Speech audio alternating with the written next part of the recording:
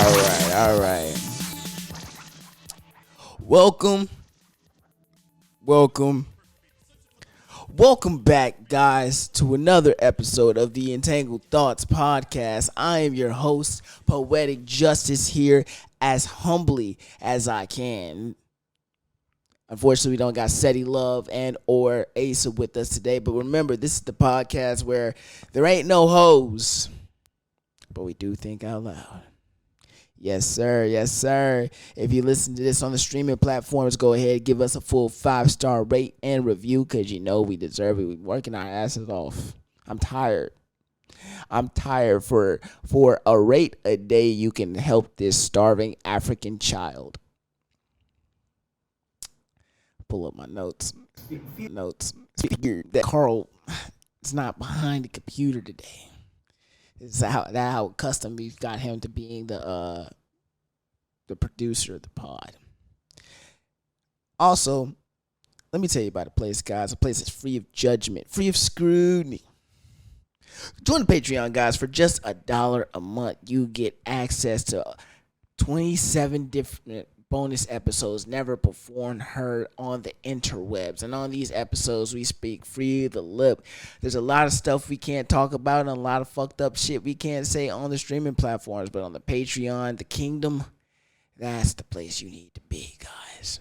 And shout out to today's sponsor, the Anchor app. If you don't know about Anchor, Anchor is the best way to broadcast your podcast.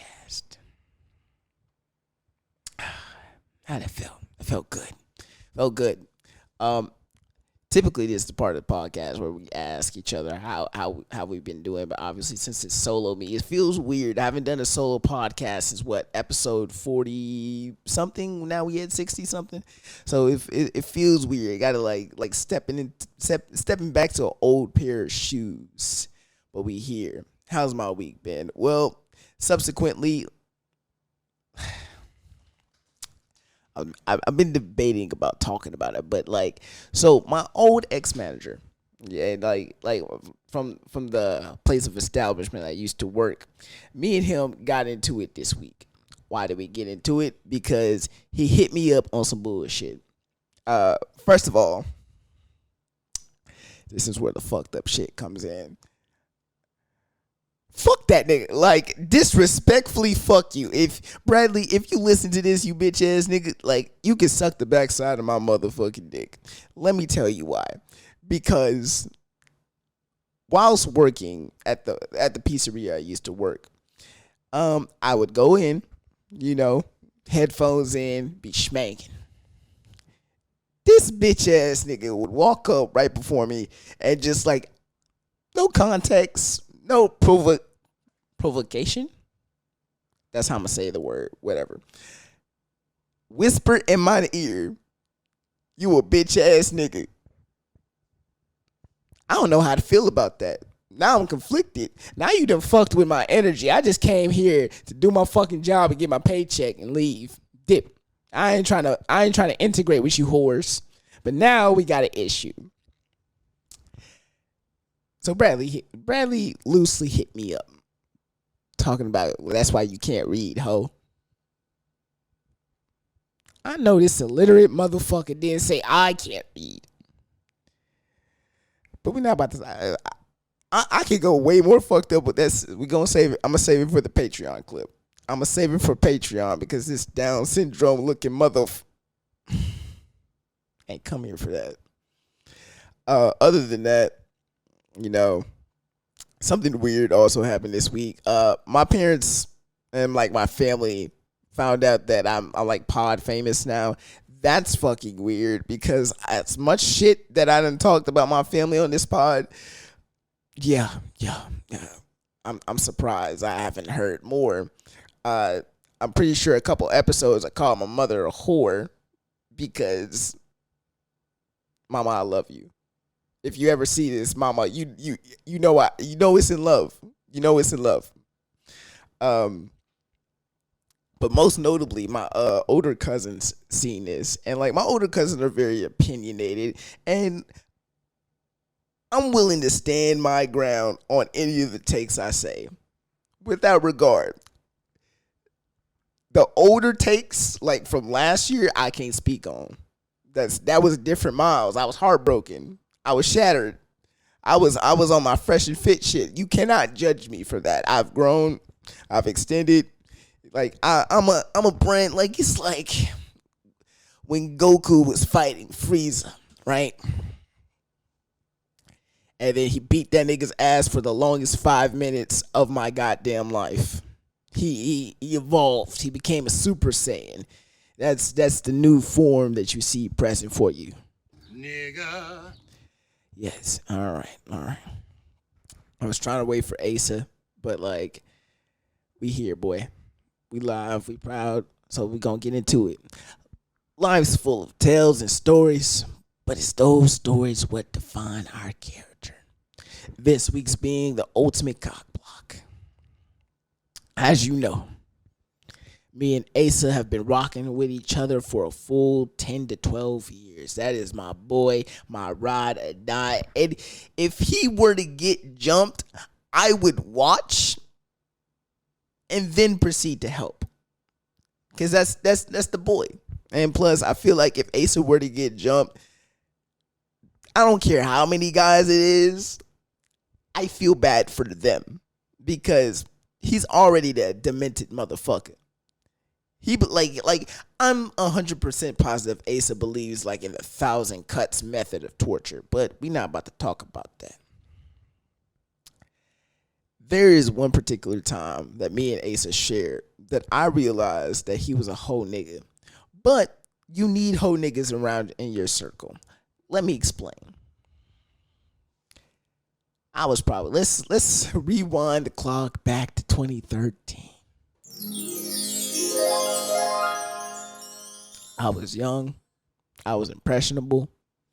I was just a young 14, 15-year-old child trying to come up in the game. So what did I do? Hung out with the weird kids in school.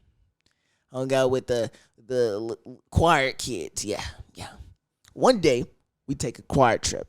It's me, it's Asa, and former host Jaden Lester. Jaden, if you're watching this, bro, shout out to you. You know, all the love, bro. Choir field trip, we go to the mall. And then we ended up ice skating, which if you're black and you can skate on ice, that's a God-given talent. That's like a black man learning how to swim. It doesn't happen. We were at this mall, probably like an hour or so. Walking around, going to the different stores, doing typical teenage shit. My boy, if you don't, something about my boy, Jaden's a fucking shooter. If he sees something he like, he shoot for the score. Some point in time, our group gets separated. It's me and Asa and another one of our friends. Now we done lost Jaden. Where the fuck Jaden go? We looking around for him. Then I see him like, oh, there he goes. But he's standing next to somebody. Who is this figure he's standing with? Obviously, it's a figure. It's a girl. If you haven't figured that out, now you know. Carl comes.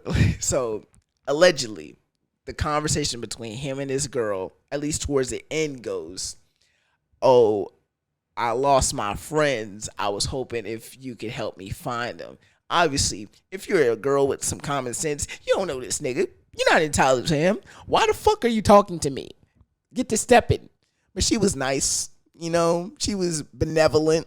She was like, oh, where'd you last see them? He was like, oh, I saw them over by this store. She was like, oh, that store is down there. It's like, and he said, cool. You mind if I can get your number in case I get lost? This nigga Asa, shit you not, goes, nigga, we over here. They both look back. And then Jaden, because this is how he risen. This is how he risen right now. He looking at us like, you dumb motherfucker. And then she goes, oh, you found your friends. You don't need my number. Walks away. Jaden then comes reconvenes with us. He's like, nigga, what the fuck were you doing? I was about to shoot my shot at her. Like she was my little boo ting. And he was like, oh damn, my bad. I fucked that up. That's my bad. I was like, okay, cool.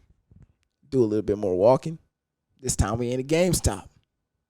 And gamer girls 2014 had the its. If you was a girl and you played Call of Duty, you was making niggas pussies wet, like on rip.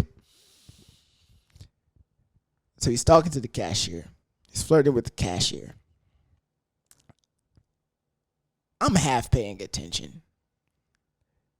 I hear the conversation go something like, "Oh, what do you play?" She say, "I play this, that, and the third." He's like, "Okay, cool. What console do you have?" And she said, "PlayStation."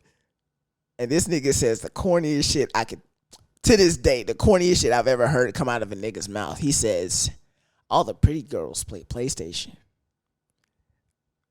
Then here comes Asa interjecting in the fucking conversation. Well, all the dark-skinned niggas play Xbox. Because this nigga Jaden, he was damn near the color of oil back in the day. If he jumped inside a pool, it would be defined as an oil spill. But that's the boy. We love him. What's the point of this, Miles? What's the point? The point is, men cannot hang out with each other without having females or females being included in the conversation. I love it. I love it when girls go out and say, "We gonna have a girl night. It's just gonna be us."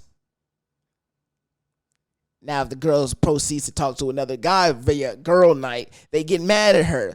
Bitch, why you talking to that nigga? We came here for us. We didn't come here for them.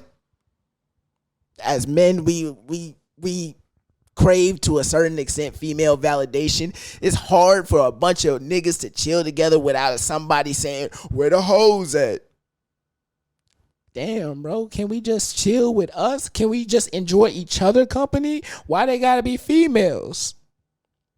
So the moral of the story is, enjoy your boys' company this summer. Live it up.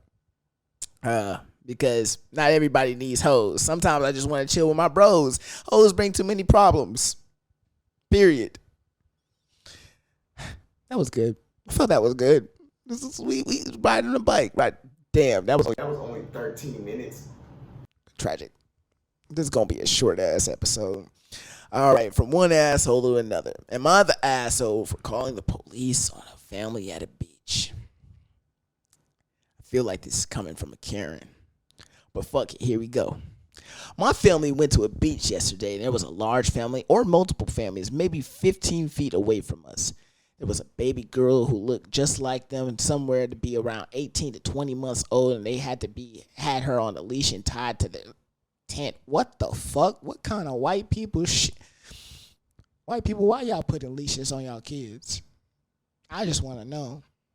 It's probably what turns them into school shooters, because you had them on a leash their entire life. Like, come on. That's fucked up. There were dogs at the beach, and they were treated better than that baby. She had toys, snacks, but the treatment was still inhumane. I started to talk to them, asking why the baby was on a leash. They said she likes to chase dogs, birds, and squirrels, so the leash made her stay near them. I offered to watch her so she could go off the leash for a little bit, but they insisted she was. This is some white people. The dad started to get angry, so I left, but I couldn't get over the fact that they tied the baby to the tent so they wouldn't have to watch her to make sure she doesn't run off, so I called the police on them for abusing the baby. The police came, but they didn't do anything. They assumed it was me who called, and the dad yelled at me for ruining their vacation and putting them at risk. They're not white, so they assume any interaction with the police is automatically dangerous. I mean, coming from a black man, if you call the police on me, that's liable grounds to get you fucked up. That's liable. I have the full authority within these hands to beat that ass, because why are you calling the police? Now I have to have an awkward conversation with the one time as to why am I just existing. Next thing you know, there's a fucking knee on my neck. I don't like that. Don't want that in life. My husband found out that I called the police, and he said I was overreacting and that I acted like a bitch by calling the police on them. Am I the asshole for calling the police on them for tying the baby to the tent? I'm assuming you're a woman. It's not my place to assume genders, but I'm taking that L today. Um, yes and no.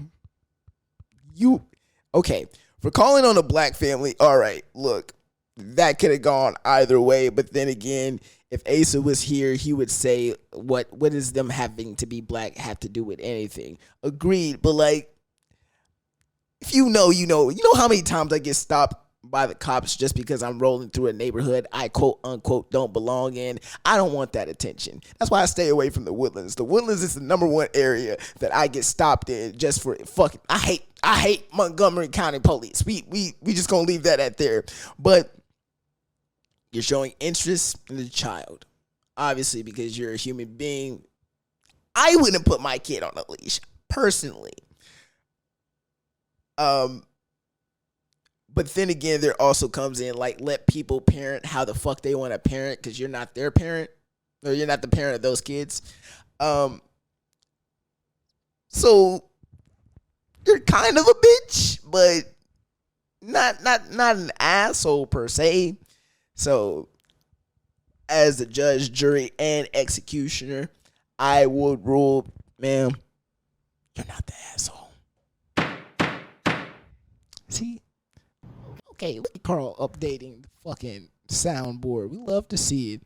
All right, let's get into some topics. This is the meat and potatoes. I was at work. I was working the other day, and I had this thought. Wasn't Me by Shaggy is the craziest Dirty Mac song ever created. If you had to gaslight a bitch, Wasn't Me would be the fucking perfect melody. Cause listen to this shit. Honey creeped in and she caught me red-handed, creeping with the girl next door. If she crept in, that means she already knew you was fucking something you shouldn't have been fucking. So you already got caught twice. Picture us. We were both butt naked, laying on the bathroom floor. This is already a bad look. You butt ass naked on the floor of your bathroom, schmanging this girl, just giving her the schwerk. How could I forget that I had given her an extra key? All this time, she was standing there. She never took her eyes off me. Now I'm standing on the bottom of the fucking floor. I see you, you see me. Then he proceeds to say, oh, she caught me on the counter? It wasn't me. Saw me banging on the sofa? It wasn't me. You know how fucking bold you gotta be to gaslight somebody? Say, I saw you fucking Shelby on the side of the counter. Like, babe, that wasn't me.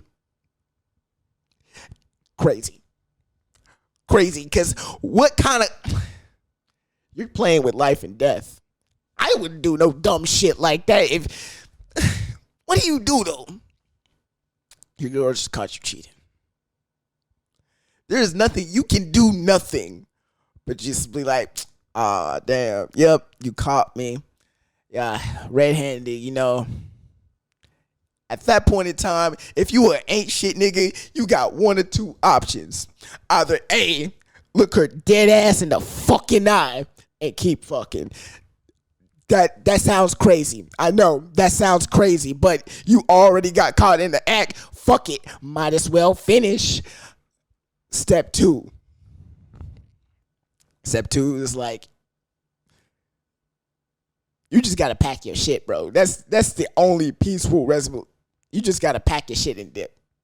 Don't talk to her, don't see her.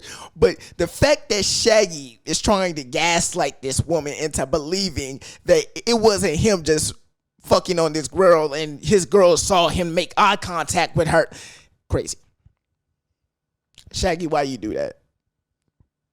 And the shit that fucked me up was I'm over here 11. What year this song came out? I couldn't have been 11. I had to been like probably like 9, 10. when this song came out. And the fact that I was just singing along playfully. Call me on the counter. It wasn't me. Saw me banging on the sofa. It wasn't me. Even caught me in the shower. The fact, my father is an ain't shit nigga. Thoroughly. Dad, you know you pussy, but I love you. You ain't shit. So I had to mentally imagine my father hearing me sing this song and go, I'll probably live through that. Because again, my father ain't shit. But more on my dad later. Actually, nah, fuck it. That's a perfect segue. Fuck it. So I have a Mount Rushmore of things that I could beat in a fight. Stick with me on this. My Mount Rushmore of things that I could beat in a fight. Number one, I'm dogging 15 women. Line them up side by side. I am dogging 15 women side by side because they can't beat me. I'm skinny, but they can't beat me. Number two, panda bears. Why? Because panda bears look mad pussy. You ever seen a panda bear? I'm dogging the shit out of a panda bear. Number three, 100 preschoolers. When I tell you I'm kicking they fucking chest in, I'm caving in, I'm dogging 100 preschoolers because they like what? Like 3 feet tall? I'm kicking them little shits. And number four, my dad. Michael. Yo, calling your parents by their first name is crazy. I could never. Michael. I'm not saying that you pussy, but I am saying I would dog the shit out of you. Like, you like what? My father's like, what? I'm taller than that nigga. Most definitely. He's like a 5'8", 5'7" black man. He got a little chub on him. So I'll put him like at 189 pounds. When I'm telling you that uppercut coming from the fucking floor. Respectfully. Damn, when he hears this, he gonna be... When my dad hears this, he gonna be like, oh, word, nigga? You think you tough, little nigga? Nah, run that shit, bitch. I'm like, that's good. Like, yeah, you mad? We gonna keep it moving.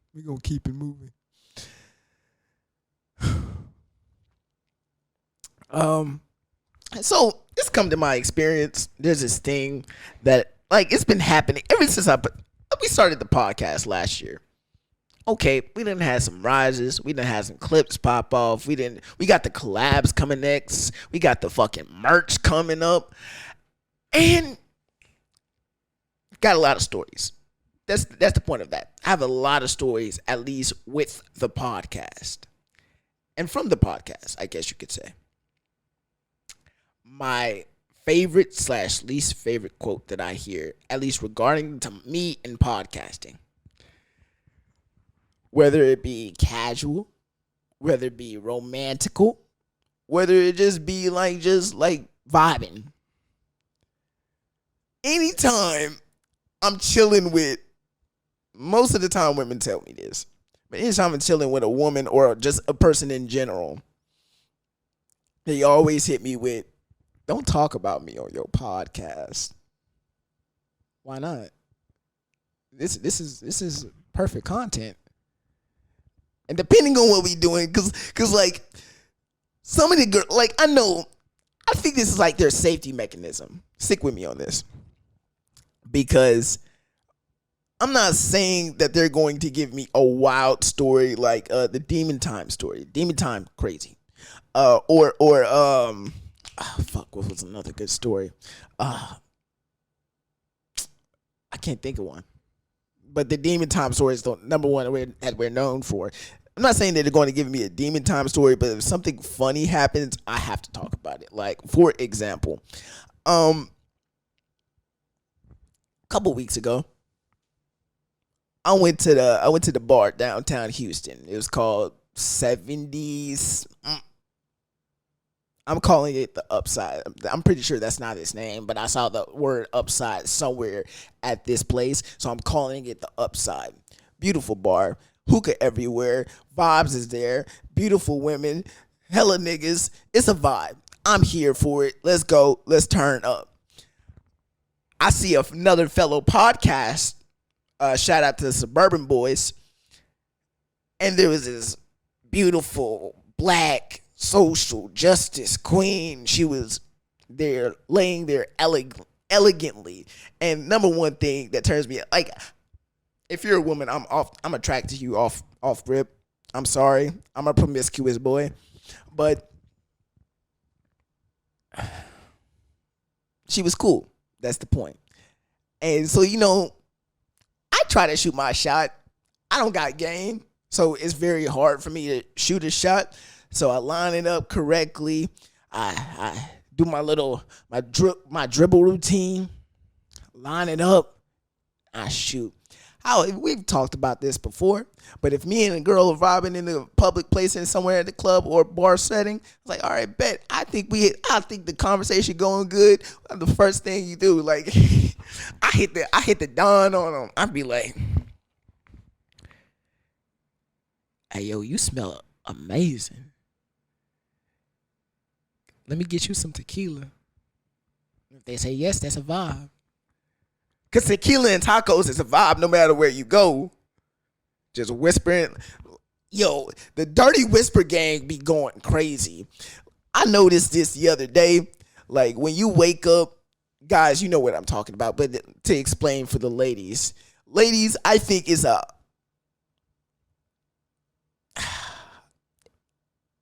unspoken vibe when a guy hits you with the perfect sexy voice.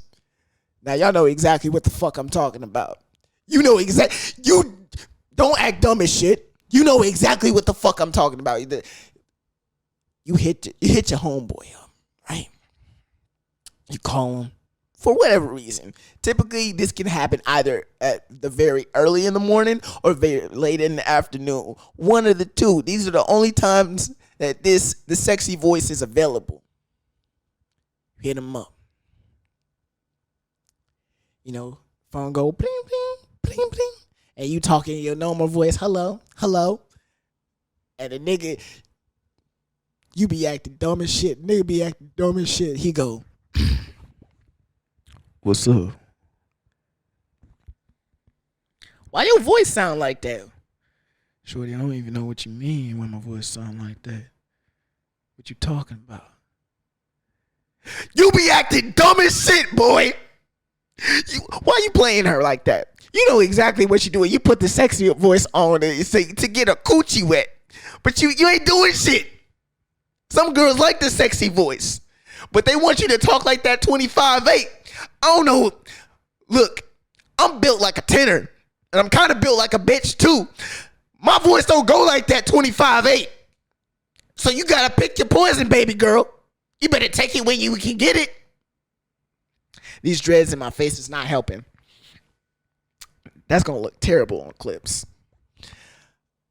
I had a point. Oh, don't talk about me on your podcast. It's a funny quote. If I talk about you, that means something about our experience together was memorable. Whether it be good, I view all my experiences as good. Whether something negative in the experience happened, I got something out of it. I got content out of it.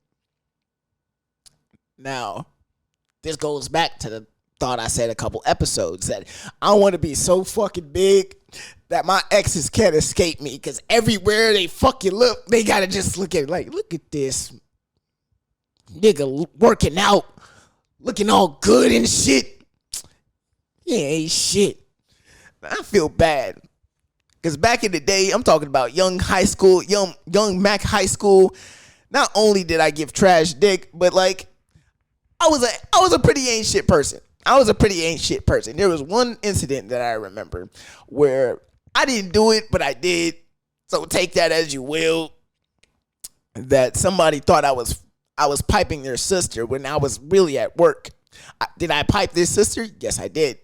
Was it the time that it said that they were specified? No, it wasn't. So who made my case look good?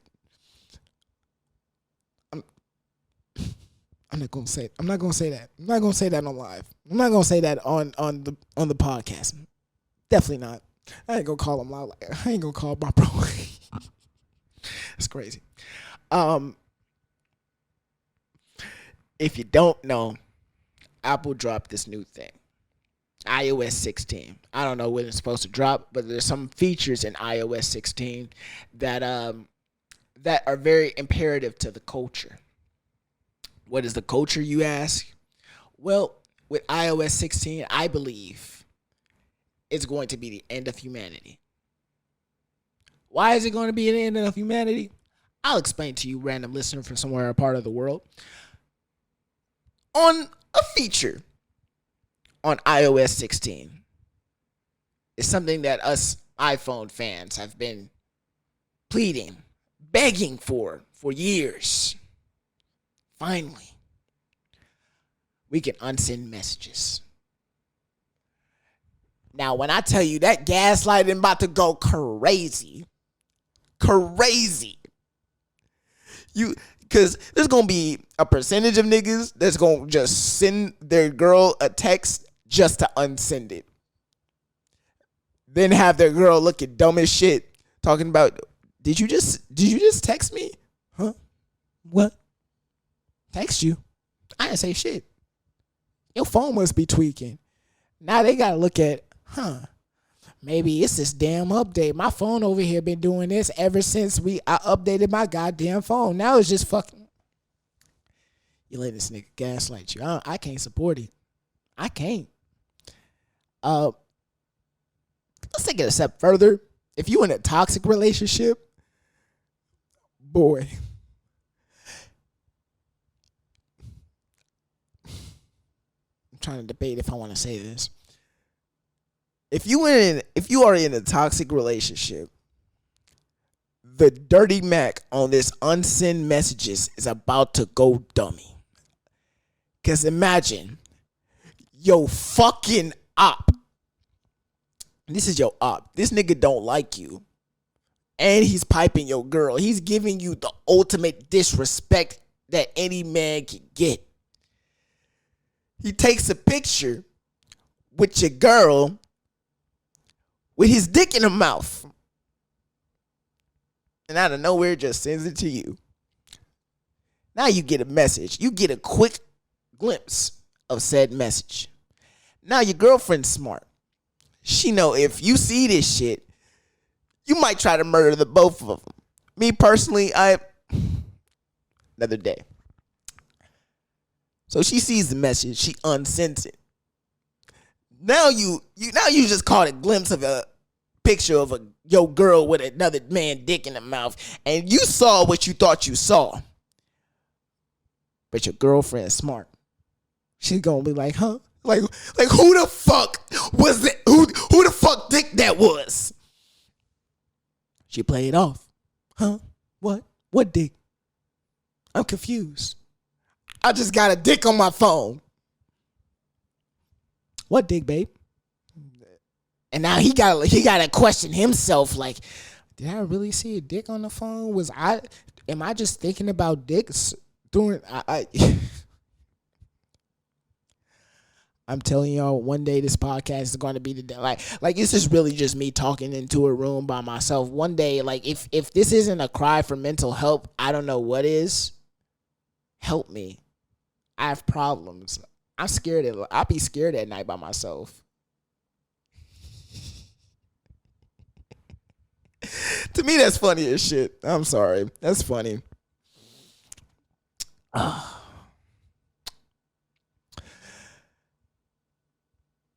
I've never, on this godly earth, I've never met a mother that didn't love me.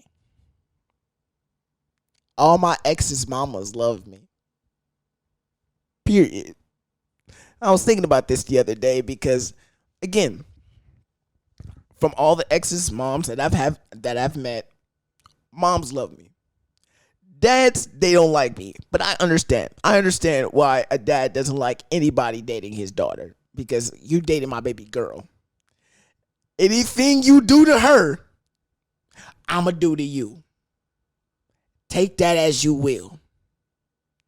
Ain't gonna be no fucking tonight. And that's how I feel about it. But mamas, they so warm and welcoming and inviting. It made me think about my family. Now my family is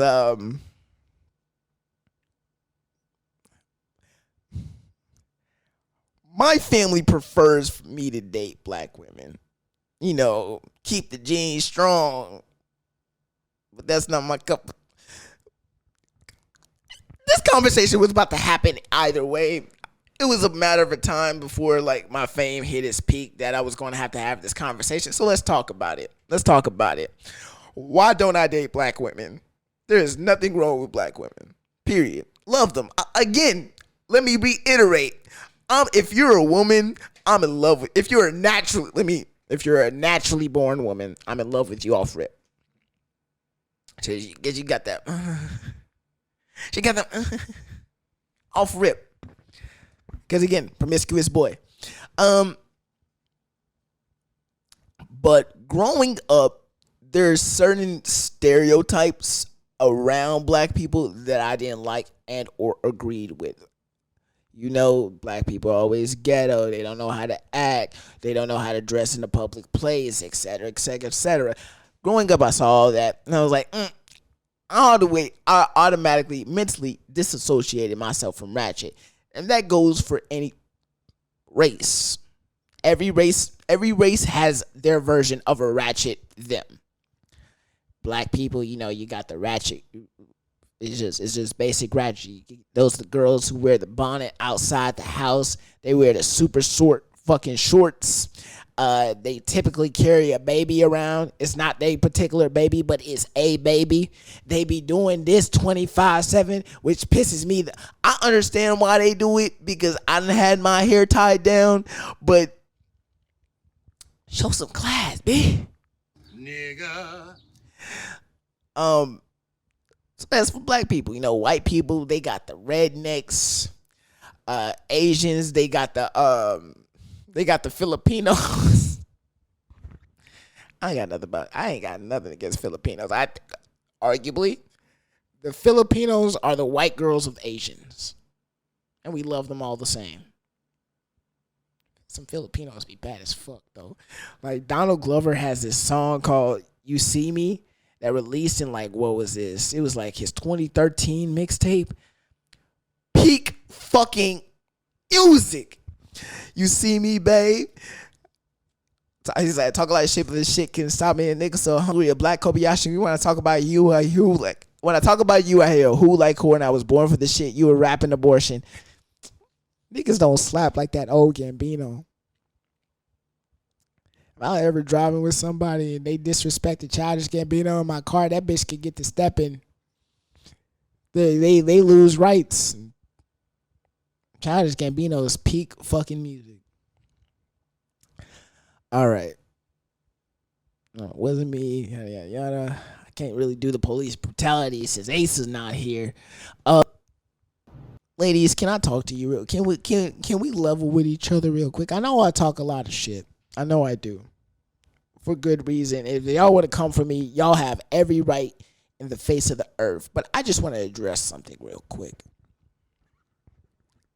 Because I've been seeing this on the socials, on the little dating apps and everything. Mainly on Twitter, because that's how I found out about everything that's happening in the world. Girls,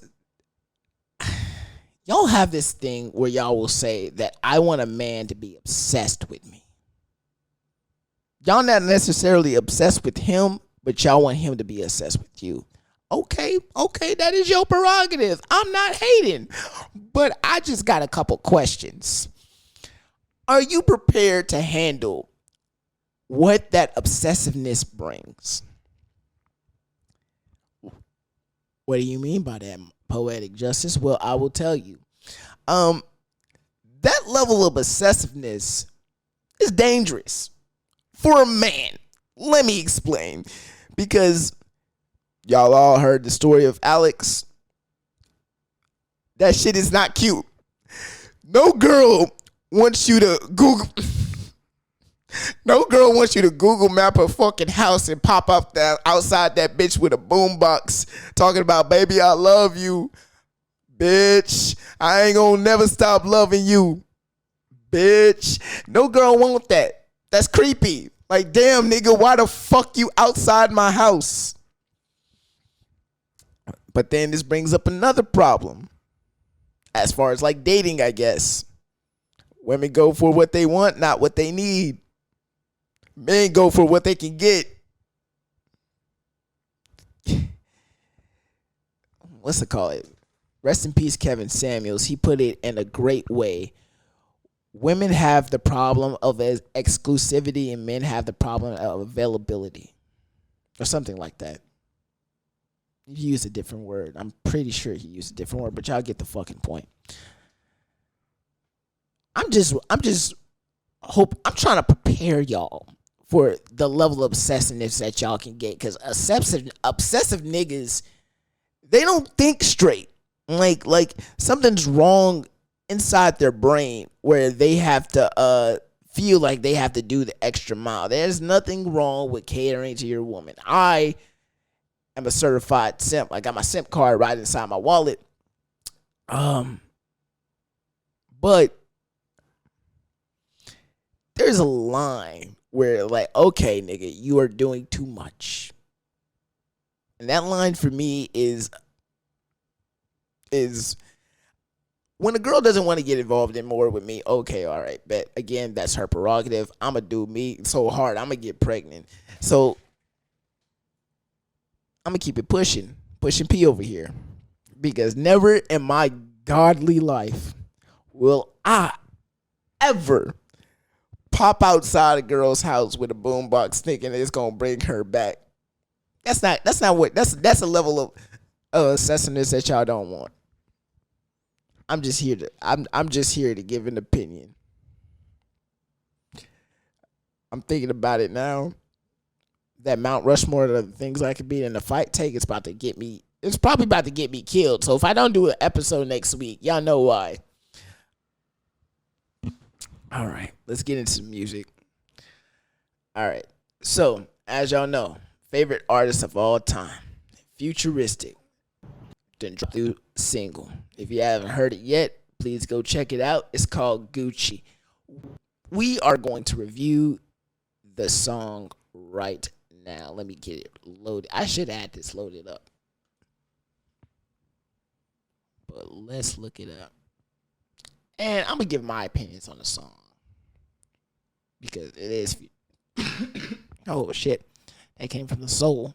Somebody talking shit about me.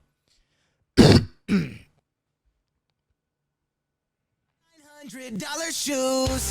I pop my collar too. If you ask me how I'm doing, I'm Gucci. I'm Gucci. My girl's a model too. We're eating 5-star food. If you ask me how I'm doing, I'm Gucci. I'm Gucci. Everything is good, everything is swell. Bitch, I'm getting paid, doing really well. If you looking at me, it ain't hard to tell. People waiting for me now at my hotel. They surrounding me everywhere I go, and they wanted me to put on a show. I was raised on drugs and rock and roll. Hit the Gucci store and I get $900 shoes. I pop my collar too. If you ask me how I'm doing, I'm Gucci. I'm Gucci. My girl's a model too. We're eating 5-star food. If you all right. I think we get the point because he has another verse after that. Okay. If we're going to dissect words are fucking killing me tonight. If we're going to dissect this song, we need to do it appropriately. Futuristic, for the past couple months, has been trying to rebrand himself and his music. The biggest problem, at least that he's voiced with his music, is anytime he wants to step out of his lane and do something different, do something not typically his niche, he gets a lot of flack back for it, which I feel as though as an artist you should be able to create freely and let the audience decide what they like and what they don't like. Unless you just making music for yourself, that's a different type of beast. I've always been a Futuristic fan. Been a fan ever since I heard that Justin Bieber remix shit that he did all the way back in 2016, 2017. Been rocking with him. He's been number one rapper for me. So and me and him shared a special moment together twice. So I rock with Futuristic's music. Now, do I like this little pop punk thing? Maybe not this particular song, because this particular song is mad throwbacks to like early 2005 rock. And that's just not my particular song. Like the other song that he had, I gotta go through his discography now. This other single, it was like, Guess I Smoke. Guess I Smoke is a fucking banger, bro. If you don't listen, if you don't get high to Guess I Smoke, are you really getting high?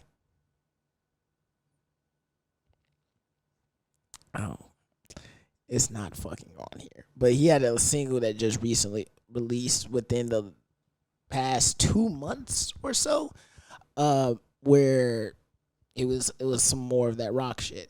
I like that single way more, significantly more than this one. But again, it just might be the difference of songs. Actually, damn, he got a big ass discography. I don't really care. I don't really care what's the name of the song. But yeah, that's how I feel about it. All right. I done kept y'all starved. I done kept y'all waiting. It's been weeks. The dust has been made to settle. Now we can finally talk about it. Mr. Morale and the Big Steppers. Kendrick Lamar's album. Off rip, phenomenal album. Is what you can expect from a Kendrick project. Several times in this album, he spoke, I guess the entirety of the album, he spoke about his personal struggles. Like, there was a song in there, a little bit towards the end, where he was talking about him having to navigate his young adolescent life with his auntie, who's a trans person. Which, crazy that it kind of helps put it into that stereotype that hip hop is homophobic as fuck. Fucking love it, especially as one of the kings speaks up about it. Love that shit. Another favorite Kendrick moment inside this project, for me at least, it was I think it was the fourth song inside the beginning of the album, where he talked about the first and second time that he fucked a white girl, with the first one being while he was 16 and the second time was when he was on this Mad City tour. See, that was interesting because on the Mad City tour, he was still with his girlfriend, probably now wife and mother of his children. Crazy that he cheated on his girl with a white girl just because Kenny had clout like that, and when good kid Mad City dropped. Yeah. Overall, through and through, this was a great fucking Kendrick album, which I feel like it's like this album is going to age like wine, like through more listens, through more dissecting of lyrics and stuff. It's only going to get better. And like, Kendrick makes music that is meant to be timeless. Especially when he speaks up about social justice and stuff like that. All right. I done got my clip off. I'm sorry that this episode's late. Why is it late? Procrastination. But you know, we push through. We do that. We do our motherfucking thing. To remind you again, if you haven't already, give us a full 5-star rate and review, because you know we fucking deserve it. Shout out to Anchor. Thank you for the sponsorships. And, you know, Young Don, brother, take us out. It's been another great episode of the Entangled Thots podcast. I'm your host, Poetic Justice, here as humbly as I can. And remember, guys, keep them thoughts out your bed and keep them in your mind. Good night, y'all.